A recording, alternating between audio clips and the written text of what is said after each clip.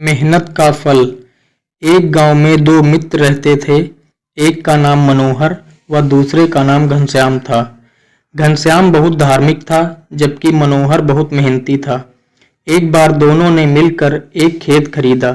मनोहर तो खेत में बहुत मेहनत करता, लेकिन घनश्याम कुछ काम नहीं करता, बल्कि मंदिर में जाकर भगवान से अच्छी फसल के लिए प्रार्थना करता था। इसी तरह समय बीतता गया। कुछ समय बाद खेत की फसल पक कर तैयार हो गई, जिसको दोनों ने बाजार ले जाकर बेच दिया और उनको खूब सारा पैसा मिला।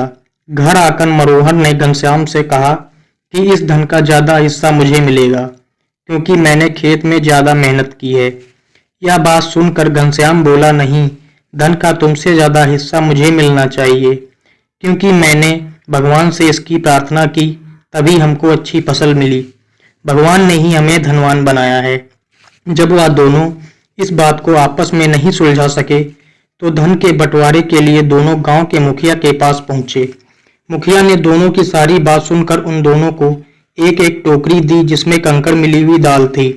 मुखिया ने कहा कि कल सुबह तक तुम दोनों को इसमें से दाल और कंकड़ अलग करके लाने हैं, तब मैं निर्णय करूंगा कि इस धन का ज्यादा हिस्सा किसको मिलना चाहिए। दोनों दाल की टोकरी लेकर अपने घर चले गए।